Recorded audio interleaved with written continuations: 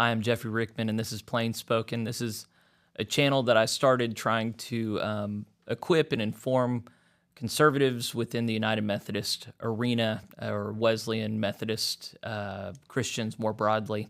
I do interviews sometimes, and I do reports on different topics. I just recently put out, I have the Processing the State of the Church address that's our most recent video. Doing very well. There's a lot of interest in this sort of stuff. Just want to encourage you, if you haven't already subscribed, go ahead and subscribe to the channel.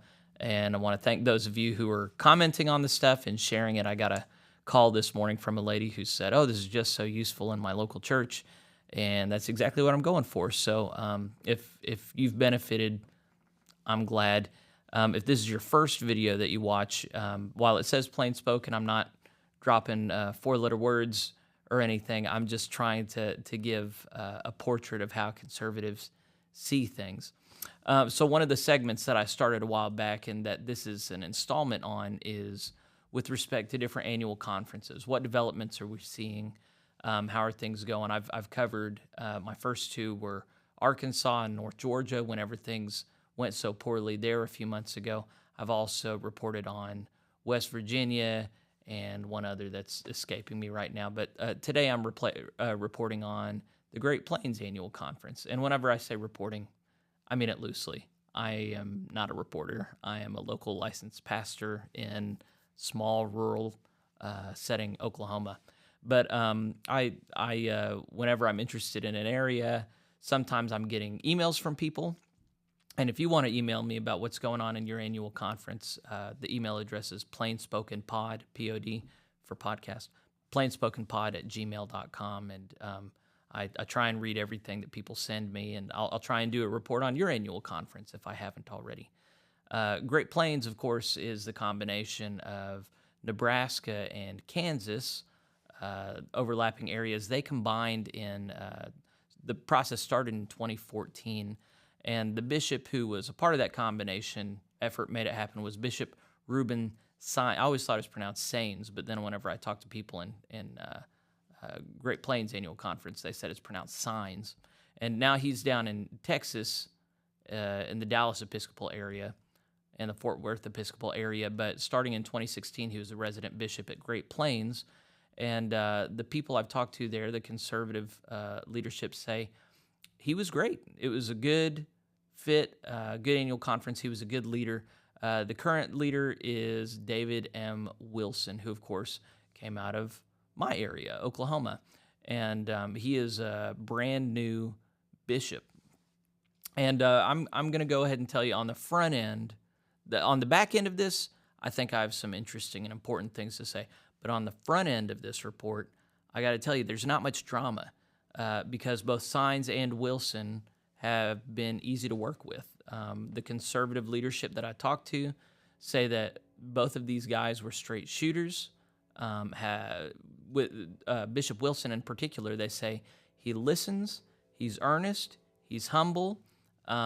He sounds like a really good leader for this moment in time. Because of that leadership, and because of leadership like, the former WCA coordinator was a guy named Rick Just. They've all worked pretty well together. The Episcopal leadership and cabinet, the conference staff, especially their treasurer, everybody has great things to say about him. And then the conservative caucus group leadership, all of them seem to have behaved very well together, which is, I haven't heard of that happening anywhere.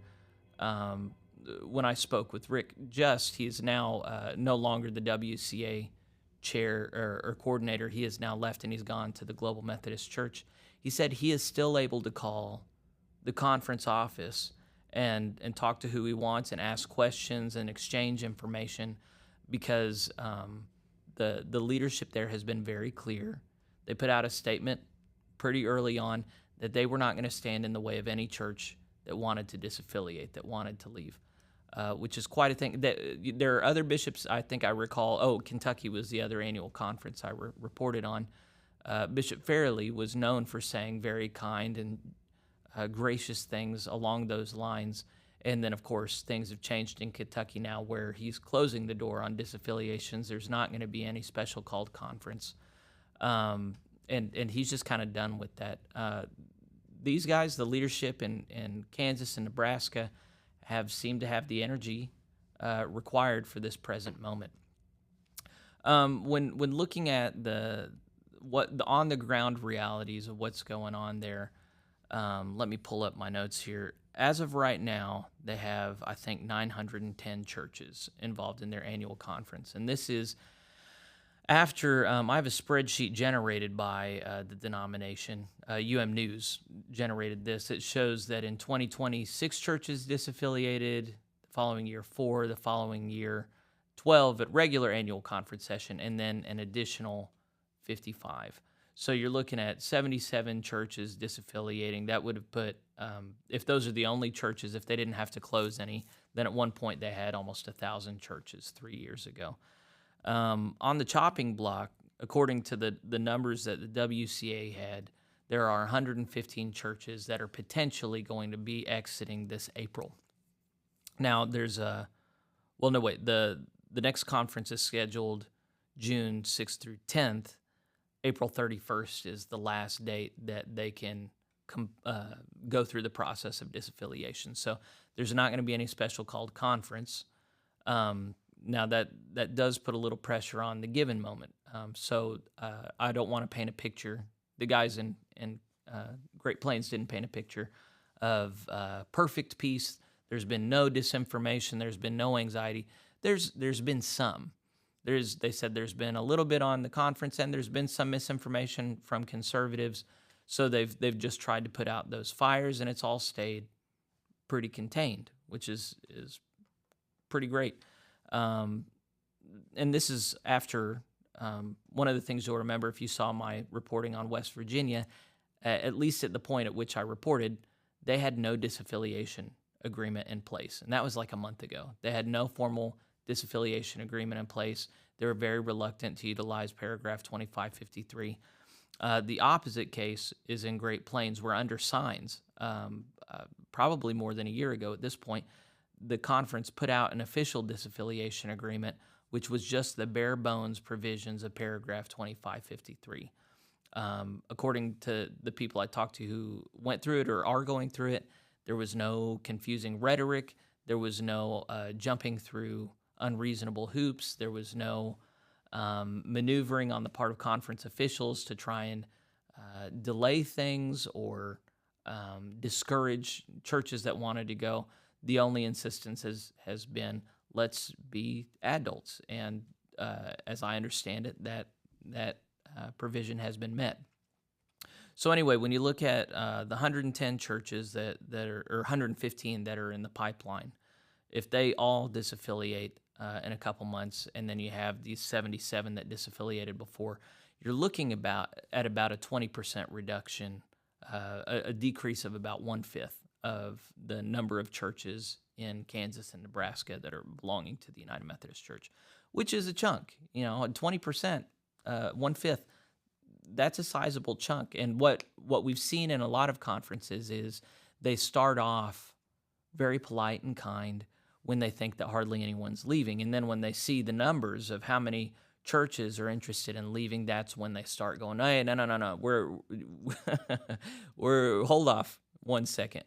They didn't do that in Kansas and Nebraska. There doesn't seem to have been any pressure as these numbers of churches started signing up to disaffiliate. There wasn't any reversing, of course, and changing the rules or any of that maneuvering, which is pretty great. So I wanted to know what are the financial pressures on this conference, and it's hard to speak about the pressures on any given conference because very few conferences report transparently on their financial situation. Most conferences, as I'm aware, only report on an annual basis what was spent the previous year and what they would like approved for the next year budget. But they don't have anything like a line item budget report that is usually given out, and they especially do not report on conference reserves. And what reserves generally are special donations made directly to the annual conference for specific purposes that are designated, or funds that were inherited by the sale of different properties and then redesignated by the conference. When I spoke with Ryan Barnett in Texas, he talked about how they had reserves from 100 years prior, in the previous denominational iterations before the UMC, that were given and passed along and accumulated interest over the years. I am under the impression that pretty much all the annual conferences have reserves, some of them to the tune of millions of dollars. And that was the case in the Great Plains annual conference. They had sold a hospital building where they got several $1,000,000. And my understanding is that $30 million was applied from their reserves to the cost of disaffiliation. So they were able to leave at a very reasonable rate. And I asked the leadership, how did y'all get a hold of that information? How did you figure out that they had this money in reserves and ask for it? And they said, we didn't have to. Conference leadership volunteered that without us asking, which I have not heard of. I mean, I know in Northwest Texas that they liquidated pretty much all of their reserves to pay for not just disaffiliation costs, but all the apportionments of all the churches in the annual conference. That was quite a thing.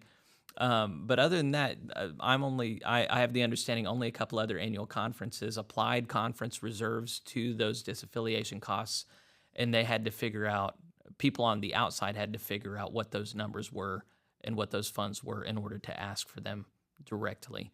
But here in this conference, under Bishop Signs, the conference leadership said, hey, we've got this money from the sale of this hospital. Why don't we apply it to the disaffiliation cost if you guys want to go?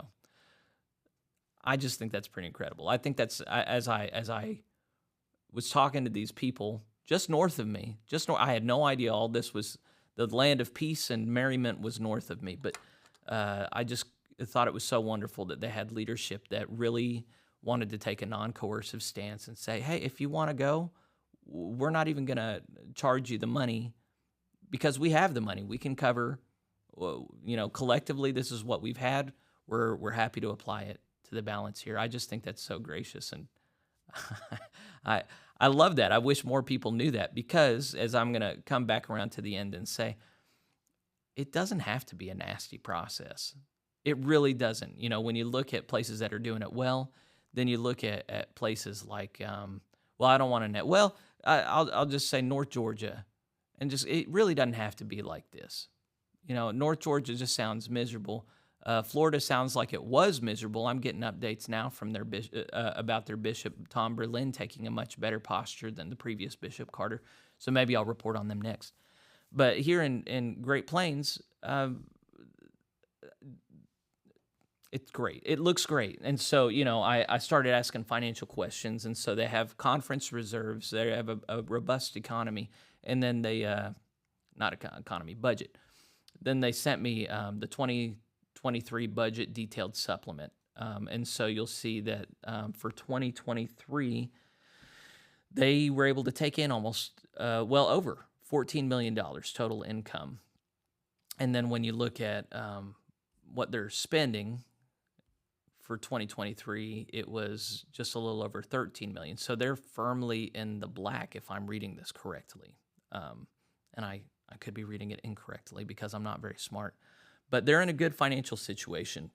And I said, are there any really large, like, mega churches that are leaving, that are a big part of the budget, that they're really trying to keep contained? Because that's what's happening in some annual conferences. And they said, there's not a lot of, like, mega churches. There are some sizable churches, a couple of them of medium size. Asbury and Water's Edge are disaffiliating, and the conference is letting them go because, of course, the main mega church of the whole denomination is CORE, Church of the Resurrection. Adam Hamilton is the pastor. He is a firm UMC, stay UMC guy. And so he and Church of the Resurrection are going nowhere. And I said, about what percentage of the conference budget does Church of the Resurrection supply in apportionments? And They said, we don't know for sure, but it might be about half. So if half of your budget is happily staying, is advocating that other people are staying, you just sit in a secure position. You've got good financial reserves, you got a healthy budget.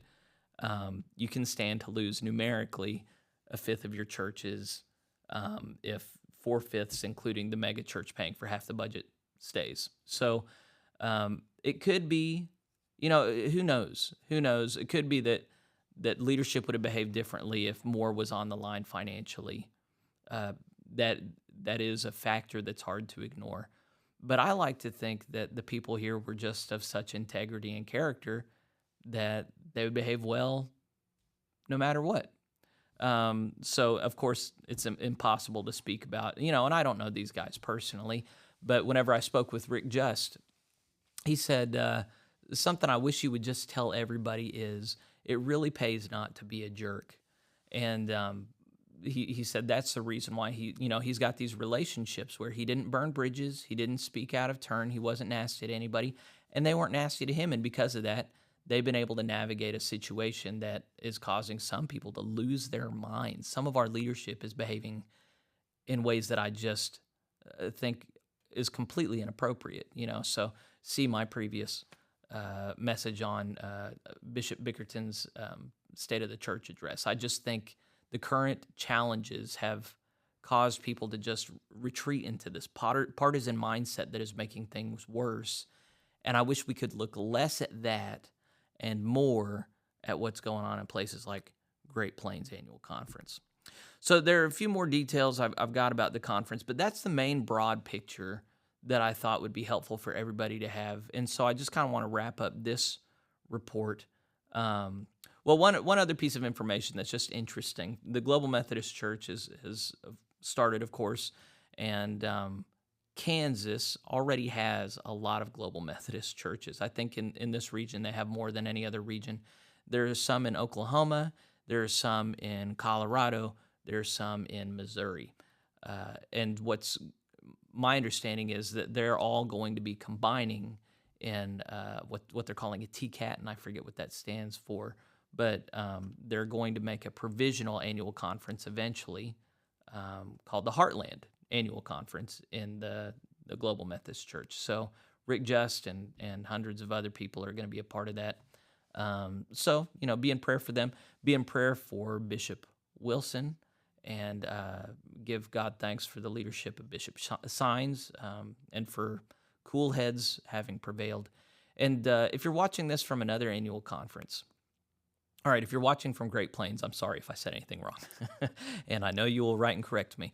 But if you're watching from another conference, especially if you're in a hostile situation, make sure that your leadership knows that it doesn't have to be bitter, it doesn't have to be nasty, and that it is a situation where we can be reasonable, we can be adults, we can be mature, we can be loving and respectful in the midst of a situation we all knew was coming, and we've got an example to follow. So let's look more at the people doing a good job and less, it's okay. I think it's okay to look at people behaving badly, but the whole purpose of that is saying we shouldn't do that.